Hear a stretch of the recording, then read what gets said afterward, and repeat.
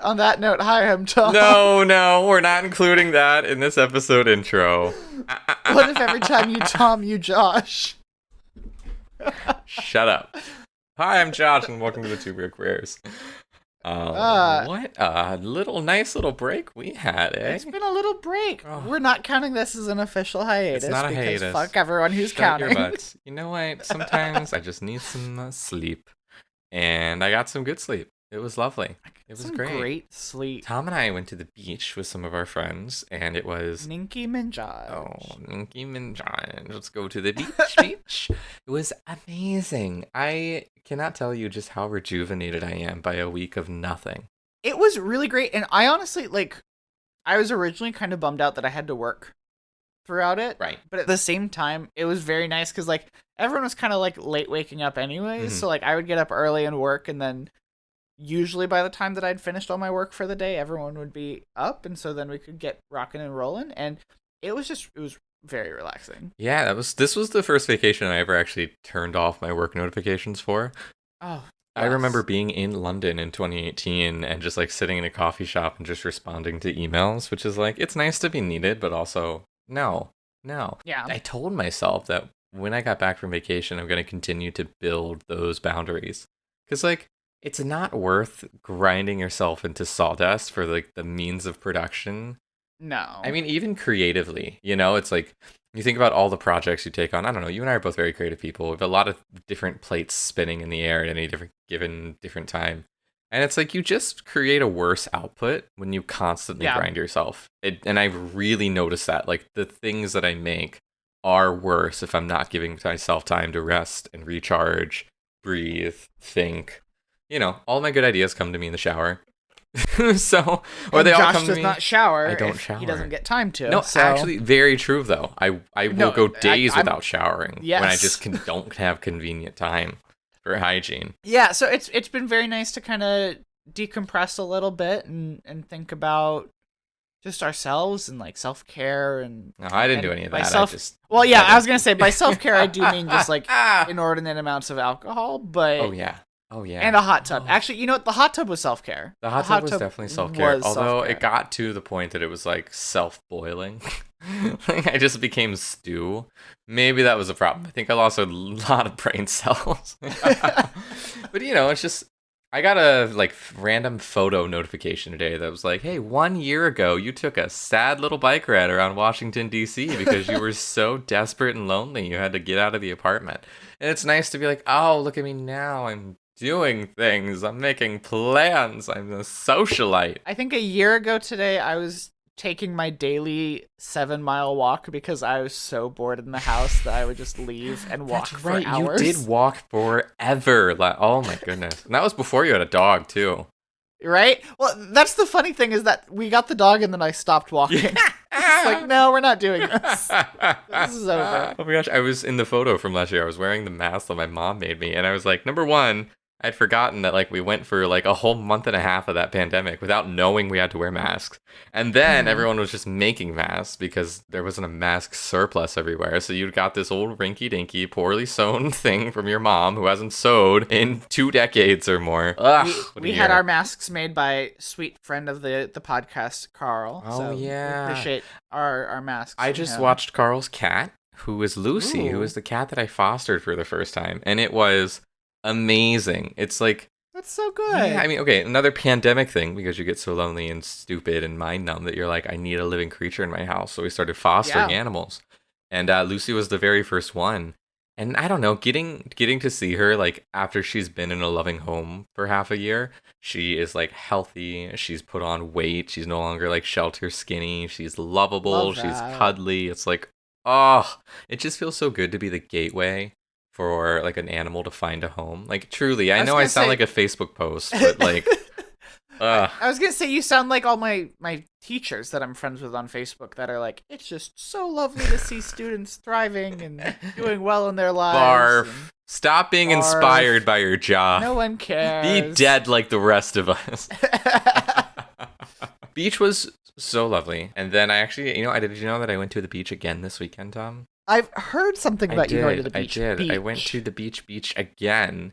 And surprisingly, I managed to go both weekends without getting sunburned, which is a personal record. There was actually a moment where I was like ashamed and like was hiding from Josh for a little bit because of how sunburnt I got, because Josh is very adamant that everyone in the group put sunblock on. I bring multiple types. I remind you constantly. I'm so concerned for your health and well-being. Josh does a very good job that when you get sunburnt around Josh, it's usually out of malice, and it was. And I was like, I refuse to listen to Dad over here. Just screaming, I told you so. And got to the point that my shoulder started to scab over. So scab. Yes. Oh. However, Tom. now 2 weeks on, it doesn't look too bad, and I have a nice dark tan, and I look glowy. And it's been a while since I've had like a all over tan, because I just don't like sit outside without clothes on often. It's been about 25 years since I've had a tan, so I'm sure. But it's just been a while, and it was kind of very nice to like put shorts on for the first time, like after coming back to the beach. Like, oh yes, I have been to the beach. Everyone can look at me and see that I have been to the beach. How nice. That doesn't happen to me, although I was told that my shirt was summery today, and I was like, well, great. It does look very summery. Oh, thank you so much. Oh, it's so exciting to actually have like things to do coming up. Did you know that Trade opened its doors? Like really opened them? Like not really opened them up. Not like social distance seating. Like you can go to bars now in DC. What the heck? You could dance like. Ugh. I don't know when I'm going to break and do it. I did eat indoors for the first time ever. I went to a Cracker Barrel. Cool. I got a chicken BLT. It was great. I think got a country fried chicken. Yeah. That's all. It was a great experience. I don't regret it at all. And I've done so since. I've gone to like very small parties since. It's like things are happening. I'm seeing people and not panicking about not having a mask on. I went to the office and didn't wear my mask because everyone's vaccinated and the CDC says you don't have to. And it's like, are we out of it? No, we're not. But does it feel like we're out of it? Yes.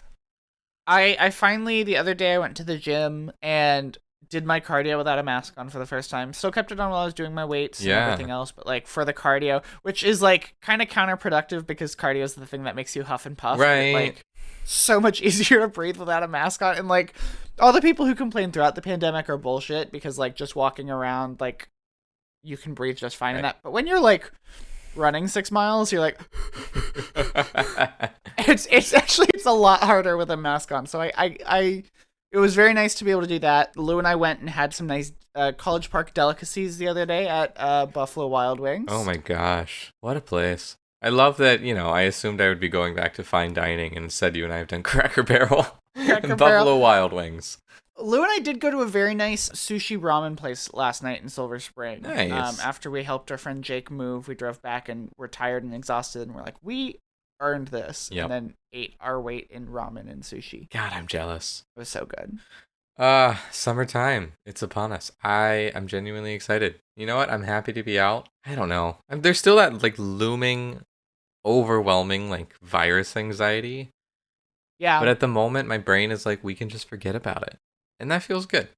Feels quite nice. I feel like also there's like a biological battle going on in our brains where or most of our brains, I won't include everyone in this, but after a sample size that I've taken off of Twitter, I feel like everyone is just so horny, and biologically our bodies are like, I must touch another human being. I have to do this.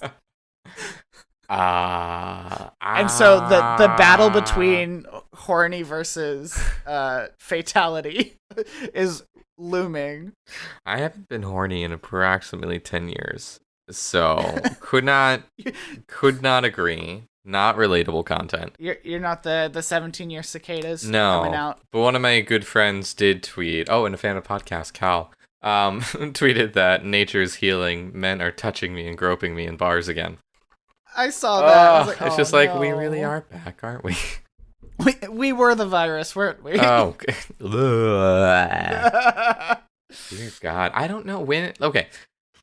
When will we go back?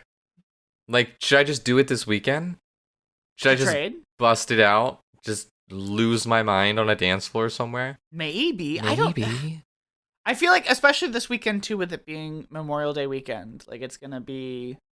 But why? What better time to do it?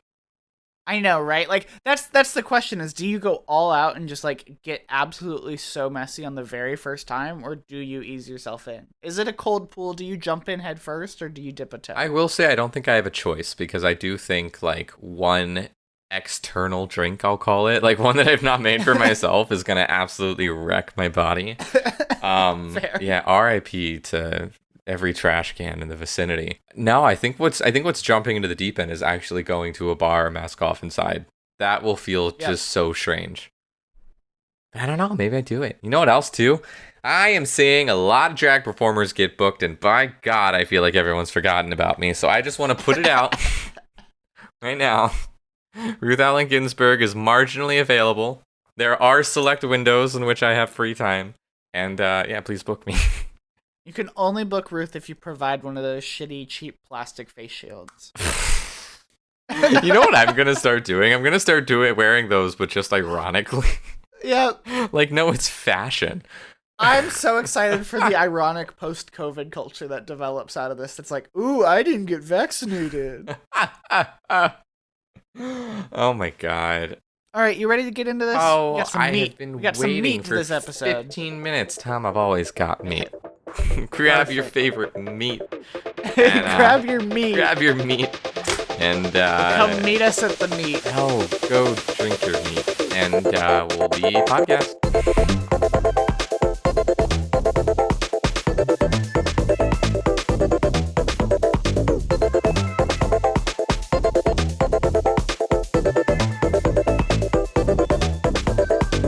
Tom.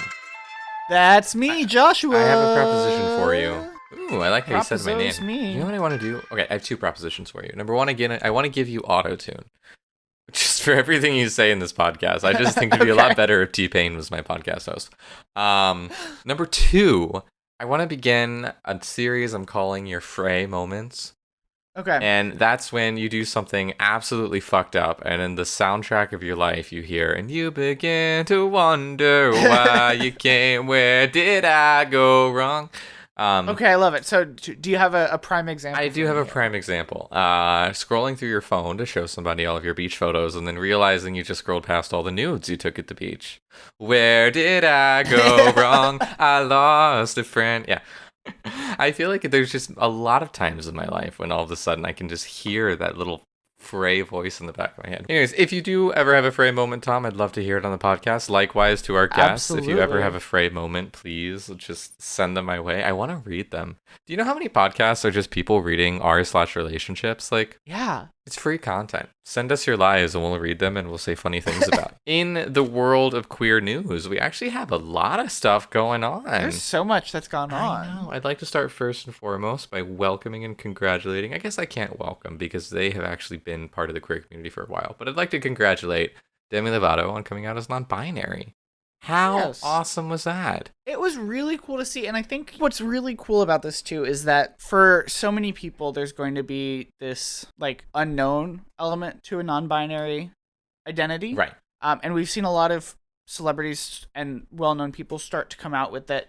And I think one, it's just really good for everyone to have like the wherewithal of what a non-binary identity is. But also too, there's going to be so many people who are going to hear about their identity and be like, oh wait, that's me. Right. That's who I am. And I think that's really awesome and really important for so many people, because I think everyone has that moment where they first sort of realized like what gay was or what a trans person like felt like or anything, and like the first time you see someone and you see yourself in them. Yes. Yeah. Yes, absolutely. I mean, I love it because right now we're at a moment where we're facing like unprecedented levels of transphobia legislatively. So many anti-queer and trans bills are being passed nonstop. It's dehumanizing people across the country. And so to have a star like Demi come out, be very popular, say like very explicitly what their identity is in a very positive light, it's just gonna be so impactful, you know? And I don't trust Republicans to ever get the message. No. Ever. But I have hope that people like Demi will continue to push popular mainstream culture and opinion. into a positive light. And I've just loved Demi. Like, okay, I've loved them forever. I loved them before Camp Rock. I've loved them in Princess Protection Program. I loved them in Sunny with a Chance. I loved them in As the Bell Rings. Get on my fucking level of Demi Lovato standing. I have been there the entire time, nonstop. As someone who is now being force-fed Disney rom-coms because I did not consume any of it. Did you call it a rom-com? Is it a DCOM? Is that the proper term? It's a DCOM. Yeah, Disney Channel DCOM, original movie. Okay, Princess Protection Program is not a rom-com. It's a heartwarming tale about a princess and then just an ordinary girl and what they have to learn from each other. Okay, it also stars Demi Lovato and Selena Gomez, who were best friends at the time. Rom-coms. They actually met. They were best friends when they were doing the Barney show together, I think it was. And then they both became Disney stars, and then they lost touch. They like totally had this big fallout and separation right as both of their solo careers were taking off. And it's a whole thing, Tom. You wouldn't get it. You had to be there. I wouldn't. No. There is one thing... Okay. I have to introduce this properly. Do you know the TikTok audio that says, "It's a good joke. It's a great joke even, but I'm going to need you to stop"? No, well, I don't. I love that TikTok audio. It's amazing. Okay. I feel it on the daily, and I want to use it for a certain tweet I saw that said, you don't have to get an ugly haircut to come out as non-binary. Oh no! Tom and I both just clutched our faces. Oh no! I don't love the haircut. I have to say it. I don't love the haircut. Yeah. I still love them. I respect them so much. It's such a superficial thing. I shouldn't even be saying it. I get it. It's dumb. I'm stopping. Anyways, Demi Lovato. I'm genuinely so excited. I love this for them. I can't wait to follow them on their journey. Congrats. Thank you so much for sharing yourself, who you are. It's really important, I think. And I hope a lot of good comes from this. Wholeheartedly agree. Josh, while we're on the subject of Disney adjacent folks, I do think there is some additional Disney news to talk about. I have always wanted to just do a Disney Channel podcast with you. This is what I started out to do, Tom. Please, I have pages and pages about Wizards of Waverly Place. Me talking about Disney content would truly just be the absolute worst. I have no connection to it Nothing at all? Not even a Hannah Montana phase? No. Whoa, yeah. You saw, so one of the things when we were at the beach is we did Cheers Governor, the drinking game Cheers to Governor. Oh, you make us sound like we're 17. We are. You don't have to tell everyone what we do behind closed doors. Well, no, but this is relevant. Okay. And one of the rules was you had to do a Hannah Montana vocal riff transition. That was my rule. When you got to that. Yeah, when it was your turn. And you watched how often I fucked it up. There's no way you I had all any fucked it up. Lewis and I were the only ones who actually knew Hannah Montana. True. Fuck you all. Actually, okay, I'm glad you brought this up because Miley Cyrus has been out and proud queer and talked about gender fluidity for years, and no one gave her the time of day. Yeah. And it's I feel bad. I feel like Miley is so clearly one of those pop star personas who went through hell and shit so that other people don't have to. Yeah. Which I think brings us to what you're talking about next, and I'll tie it back. The hot new album that has just absolutely devastated all of the gays and people under 17. The ladies, gaydies, and dadies. Ladies, gaydies, and dadies, and under 17dies. You're called minors. Minors. Thank you. Silver and gold, looking for the word. The hot new album, Sour, by Olivia Rodrigo, has been released. Oh, and it's so good. I saw a Twitter thought say, "This is this generation's 21 by Adele." No. Yes, I did see that. Really? No. No. I think 21 by Adele is every generation's 21 by Adele. Okay? And I accept my cane and my hard candy if that's the case. That's fine. Well, so here's you are the just about every person that I've brought up this tweet to has had that same reaction, and because we're right. Yeah, and I guess this is just the episode of things that Tom doesn't actually care about. I never really listened to 21, okay, so I don't have. Go away. Why do you even bother if you hate everything? Shush. What's the fun if you can't hate? I'm no, actively seeking a new podcast host. It's gonna take a long time. But it is so good. It's so good. And It's amazing. I've been thinking about it, and it definitely would have been a dangerous album to have come out 4 years ago when I was going through like my bad breakup. Like, yeah, this would have put me in such a bad fucking headspace, and I would have absolutely ate it up. I think I've been thinking about this a lot because a lot of the sentiment I see from people our age is, oh my god, if I had this when I was 17, I would have lost my goddamn mind. And it's like, okay, well, I'm losing my goddamn mind right now. But what's different is that we have all been through our breakups. We all have come with a level of cynicism. Mm-hmm. Honestly, like, if I had to write romance, I would have done a much better job of it when I was 15, 16, because I really, really believed in it. Now I'm pragmatic to a fault. I'm like, he's nice to me. He's secure. We raise good cats. It's fine. Romance is well and alive here. I was going to say the passion. Wow. Boy, does he cook me dinner. Kidding, Ethan, I love you. No, but what's so magical about it is that teens do feel so deeply. Mm-hmm. And it's honestly, it's like refreshing, and there's nothing wrong with liking it. In fact, I think it's like one of the purest forms of art and emotion you can get is coming from that young perspective. It's what everyone else in the industry wants to capture. It's like you have married pop stars who have kids who are singing like, met a boy at a bar and he's so cute. Like, it's like the Olivia's like, I can't drink legally. Right. Like, it's actually fucking earnest and authentic coming from this, as opposed to, like, manufactured in Max Martin's home industry factory. Yeah, plant. I think there's also, too, there's, like, a level of it that even the young people music that we've been listening to, like, not that, like, Gex or anyone is, like, as young as Olivia Rodrigo is, but there's a lot of people in, like, especially the scenes that we've been listening to that the music industry as a whole has kind of gotten really cynical. Mm-hmm.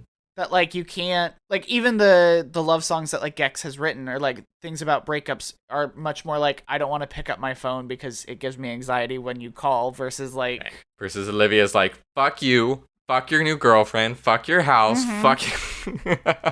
If she said fuck. Does she say fuck? She does. She says it twice on the album, I believe. Good for her. That's what I was going to talk about. Because Miley Cyrus went through so much shit. Miley Cyrus did Can't Be Tamed, and every mother clutched her pearls and raised up a storm because of it. And it's like, now you've got Disney stars doing their exodus. Zendaya gets to do Euphoria. Olivia Rodrigo gets to do Sour. It's like, once again, Miley has just paved the way. Miley was the Disney pop star who made it out, kept going, wore the golden G-string. And now Olivia gets to say fuck. Yeah, Olivia gets to say fuck. It's a very good album, and I think what it does too, and I think part of the reason it connects to our generation so well, is that she does a really good job of really directly emulating a lot of the musicians that we grew up listening to, right? Like, there are very clear, almost to the point of, like, one-to-one replications of, like, Paramore songs, of Lorde songs, of Adele, of... Taylor right? Swift. So there's Taylor Swift... Thank you. I was looking for the fourth one and I couldn't remember who it was. But yes, she does these really, really honest and very faithful adaptations of these songs, essentially. Yeah. I think it's Misery Business, or maybe Crush. It's Misery Business. Is it Misery Business? God, you're Misery so Business out of touch. I'm sorry. I just don't have any memory. Okay? I knew where I was going with it. I know it's the Paramore song. I will have you know that as a 7th grader, I was able to close my eyes and get 100% singing that song on Rock Band. So I know my fucking Paramore music. God, that's a victory. That's a bowling 300. Wow. Would you like an award? I would. I never got one. You deserve one. I'm being genuine. I wrote in. I never got one. I was too nervous to sing in front of everyone on Rock Band. Oh, no. This was like in my living room when everyone else was not home. This was no. We got all my friends were like, if you just hum, then you don't actually have to sing. We'd all hide in the corner and like. And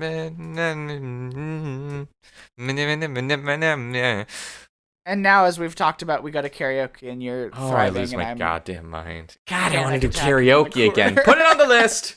We're keeping a list of wild and reckless things to do. Right after karaoke, I want to take my clothes off and run naked in the streets. I love it. Please don't get arrested. That would be not great. That was number 3 on the list, but I can scratch it off. Number 3 on the list. Okay. Well, so here, get arrested, but not for running naked in the streets. Do it for something else. Be more creative. Do it for something else. Maybe I'll embezzle. Yeah, there you go. Why not? That's fun. Yeah. But yeah, no, I think Olivia's just like really captures all these things so well in a way that doesn't feel like it does parody or like right. She's clearly a product of the machine. Like, yeah. Driver's License was a manufactured viral moment. High School Musical, the musical, the show gave her an incredible launching platform. Yeah. And the breakup narrative, as much as I want to believe that a 17-year-old girl was just like, I'm going to put all my heart into an album and, oh my God, it got big. Like, no, there are execs who are like, and how else did you feel about Joshua Bassett? And what, yeah. what was there anger? Did your anger exist in this chord progression? It's like, I don't think we can all just pretend that Olivia Rodrigo is doing all this by herself, but it does feel authentic to a level of like, yeah, those are her emotions. That this girl is writing music and performing it in a way that is connecting clearly. And I mean, it's like every theater girl, high school, like can sing if she was given the money and the backing of Disney, right? Like this is probably. I mean, most of us could be musicians, pop stars with just a ton of money behind it. All right, yeah. Zed, let's do this. And like, not to discredit, because Olivia is insanely talented at what she does, but like there is a level of this that I think is just distillation of young raw emotions with a ton of money behind it. Oh my gosh, yeah. I mean, okay, to have Taylor Swift and Jack Antonoff working on your first album, yeah, the connections there. Wild. It was like, did you see the tweet that was like, it was a picture of Cara Delevingne's like personal history on Wikipedia, and it's like, this just goes beyond nepotism at this point. And it's like all of her family members were like dukes and CEOs and like hedge fund managers, and it's like, at this point, it's not even nepotism. It's just like, it's how it happens. It really, really is. It's like, and truly, like, even you go with King Princess. Oh my gosh, the classic tale of the Macy heiress become pop star. Who hasn't been the heiress to one of the largest retailers in the country? It's like, and then okay, it's on. I feel I may be generalizing. I feel like on a level we're all sort of pissed it exists, but we just know it exists. None of us are. Yeah. None of us are totally blind to the ills of society in which our parents weren't rich, so we will not have an easy time getting rich. But yeah, what really bothers me is when people like King Princess are like, "No, I'm self-made. No, my connection to the Macy fortune isn't even that strong." It's like, okay, well, mine either. So where's my record but then deal? King Princess, you have to look at it where like the reason your dad has a recording studio that you can go in and learn how to write music in is because of like anywho. Sour by Olivia Rodrigo. So good. So good. So great to just like drive with the windows down, scream good for you. Oh, good for you. Okay, speaking of nepotism, did you watch the Dear Evan Hansen trailer? I've only seen the pictures of people that look like his wig. Okay. I would like us both to watch it really quickly because I feel like we're going to have thoughts about it. Okay, let's do it. This is so fun. We never watch things live. I know. It came up as an ad on something I was watching earlier, and I was like, oh no, I'm not watching. No. You have to fag off the TV? I am not watching that. I just heard something like, oh, no one signed your cast. I was like, okay. All right, I'm playing it. All right, me too. Okay, I finished. Did you? The makeup on him is so bad.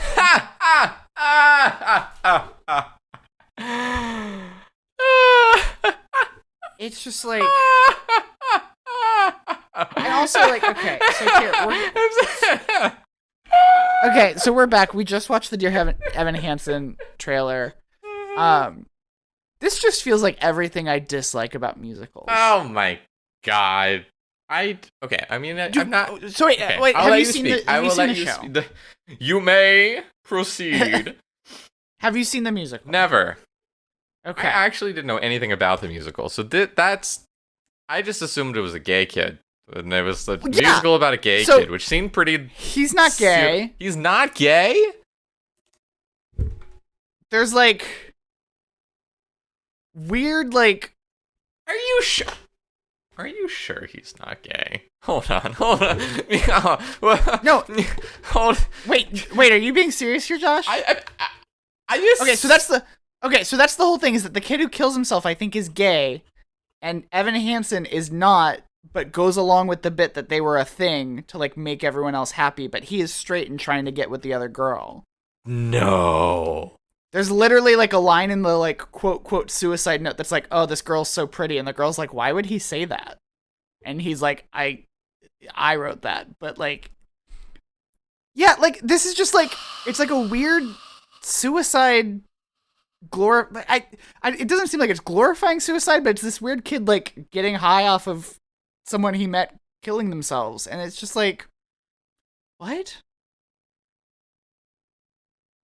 He's not gay. Oh my god. Huh. Wow. I don't think like this I don't think my summation of the musical is about a gay kid was too wrong, but that blows my mind. It's about the wrong gay kid. It's wild but like it also just Go ahead. All this stuff, like I've seen Ben Platt respond to people who are like, Ben Platt looks too old and the makeup and the wig are bad, and they're all correct, and Ben Platt should have just said no. Like, I get that he like originated the role and is like is the person that people know for this character, but like everyone else looks so young compared to him. He does. And like, but not just like everyone, but like everyone. He makes Julianne Moore look young next to him. You're being cruel. And Julianne Moore is not old, but like, yeah, she looks way younger than she is because of how old he looks next to her. So, as a 27-year-old, him playing a high schooler in the realm of gay musical space, it's not totally unheard of. Glee, when it came out, the only person who was actually a teenager was Chris Colfer playing Kurt. And the rest of the ages ranged from his at like 19 or so up to like 31, 32. So like, okay, in Hollywood, this isn't unheard of. Unfortunately for Ben Platt, it's just not a convincing transformation at all. No. It looks like an SNL spoof of the Dear Evan Hansen movie. Oh my god. It kind of does. Like, it does. And I'm just like really heated now after watching. Like, it just right. No, please give me the heat. I like can't even verbally. Like, it's so frustrating. This idea of like the first 30 seconds are built about like, oh, he writes on your cast, and you're like everyone is like, ooh, we love this. It's like it's queer baiting the musical. Like that's what we have here. Is Dear Evan Hansen has to like walk his way through life pretending that his gay lover killed himself. Right. Well, not pretending that pretending he was gay, but like just the whole thing is just insane. And I must be missing something, right? Because it's won everything. Well, it won Best Musical, Best Book of a Musical, Best Original Score, Grammy Award for Theater Album. Like, it's won everything. And it seems to be giving me nothing. I will say, it's probably fantastic. All of the superficial elements that have Hollywood prescribed to it, including mostly Ben Platt, probably wrecked it all. I will say I assumed it was a musical about a little gay kid because most of them, pretty much everyone who's held the titular character is dating. Did you know that? Like, they're literally dating. That's hilarious to me. I mean, okay, I was excited because I thought it was like, oh, look, gay representation. That's great. But now, okay, I should have done my research instead of watching it live. Gay representation because it's Broadway on TV. Like, I mean, yeah. I brought this up because Ben Platt's father produced the film. How interesting. So not only does Ben Platt have like the creative, I am Evan Hansen. I have always been Evan Hansen. I will forever be Evan Hansen. Yes, his father is the producer, which imagines being like, Daddy, can you really make this film without me? Daddy? True. As I've said before, I only like seeing musicals in theater, seeing a musical. Mm-hmm. I do not like recordings of it. I do not like movies of them, so... Well, as someone who's loved musicals and literally vibrates in the chair, I tell you what, I'm gonna see it. I'll probably hate it. Yeah, let us know. That's that. I was gonna say something. I feel like Ben Platt getting to play Evan Hansen just tells me that they're already working with Idina Menzel to be Elphaba for the Wicked movie. Are you up to date on this at all?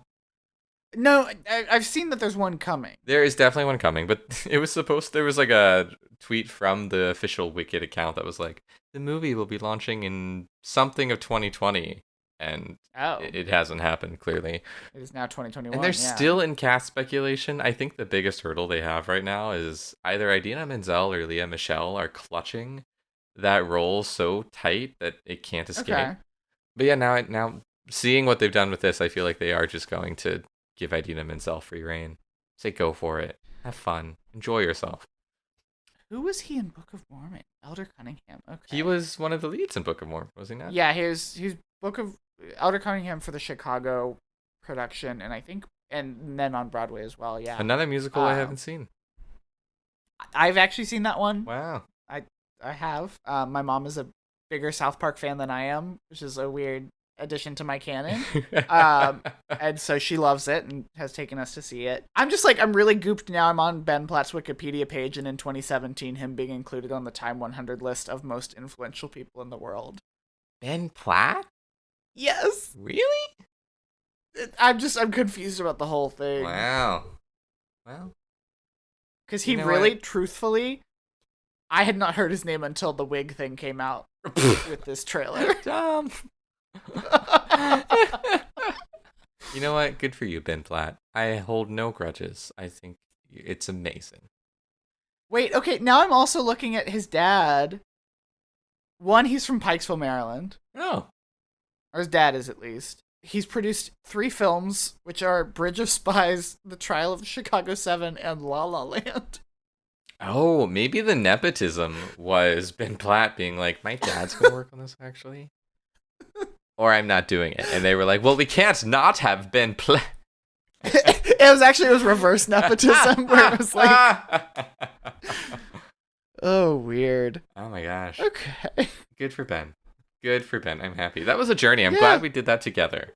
I'm glad we watched that. I had no idea what that was about. It took everything not to start yelling in the middle of it, but I figured I'd wait. So I have listened to other podcasts that have done watch with me's. Like, you both the hosts hit record, they watch a piece of media together, and you can listen along to the host react to it. I would like to do that with Dear Evan Hansen. Yeah. You and I would have a grand old time. We can do that. We can do Cats, because I still have yet to see Cats. I would love to do that with Cats. Can we actually? Can we do that tomorrow? What are you doing? I don't think there's enough drugs in the world. What are you doing tomorrow? I think the problem with doing that with me is that it would end up just being like Josh karaoke hour. Yeah. With Tom's occasional, like, what the fuck comment. It's just me being like, what is happening? Spot on. All right. Well, so I think we've got one more thing to get through, and we're running out of time here, so we got to get through it with the proper respect it deserves, but also the speed that we need to attack it with. Mm-hmm. SNL this week was gay as fuck. One way of putting it. Not only... that's all the discussion. Thank you, goodbye. We've been goodbye. Oh, catch the iTunes, Spotify. Not only did they have our reigning supreme, Lil Nas X, on the show, but they also did a certain sketch that the queers have feelings about. I don't know if they're positive or negative. I think it's both. It's a Which do you want to start with, Josh? Let's start with Lil Nas X. Lil Nas X I did love him so fucking much. Oh my god. He did 2 incredible performances. He did Montero and he did Sun Goes Down. Montero culminating in him about to do a pole dance routine in which he immediately rips his pants and cannot do the routine. Okay, this is my friend test. If you do something embarrassing and everyone around you laughs with you, they're your friend. You know, it's like, boom, you're in, they appreciate you. Lil Nas X did something embarrassing and the entire world laughed with him. And I think that's amazing. It's like, absolutely. Props to you. You ripped your pants on live television, and it just became yet another iconic moment. King. Which I also don't know if you saw, too. He tweeted that he was really nervous to do the whole dance, and then all of the background dancers had to get replaced, like, the day before, because one of them tested positive for COVID. So, like, the backup dancers that he had were phenomenal, but learned the routine, like, the day before, hours. And then this happens, and he's like, well, I'm just never doing this ever again. It's always something. It's always an something. Iconic story. He looked so good, though, and just, like...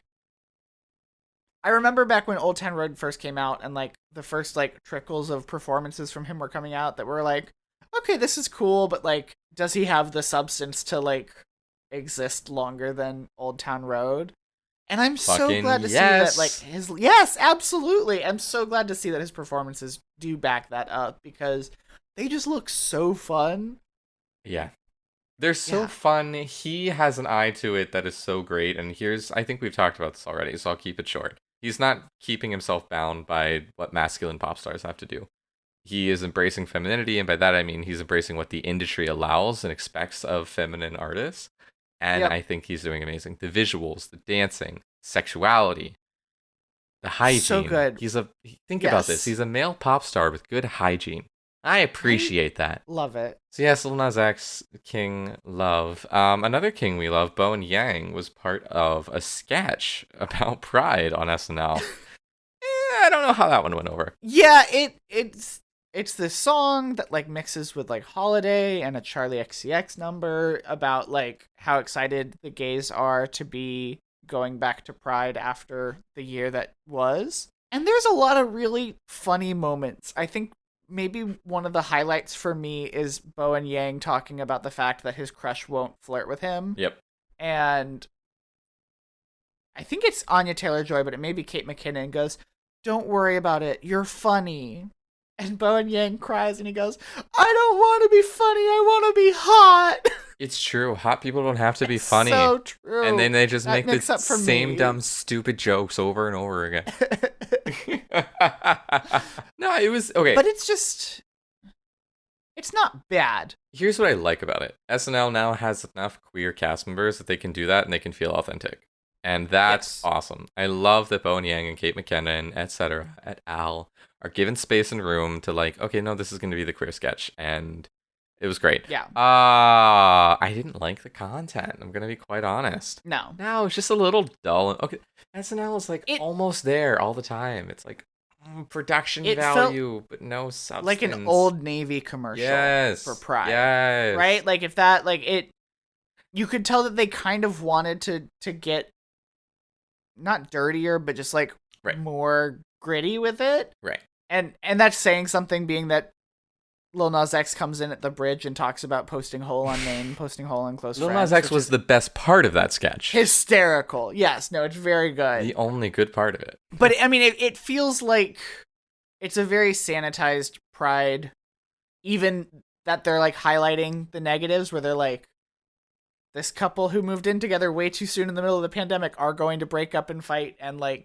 corporations that are bad are supporting Pride, and like there's all this stuff that they reference, but it just doesn't have enough teeth to really. Right. It felt authentic enough in that it's like, yes, all of the queers are so tired of the corporate influence of Pride. And that's totally true, but it still was just like, There were a few zingers that really got me, and beyond that, I'm like, yeah. But you know what? I think the Chick-fil-A bit was funny. Right, the Chick-fil-A bit was funny. Where they yell at Bowen Yang for talking like he reads theory, but not actually reading theory because he just listens to podcasts. When did all the straight women dress like lesbians? Like, yeah. Right, like, I think actually, here's what it was, is it was a lot of really funny, like, one-liners wrapped up in the vehicle of a bad song. Yes, 1000%. Welcome to SNL, baby. Yep. But again, happy that queer comedians get to do what they do. Yeah. There.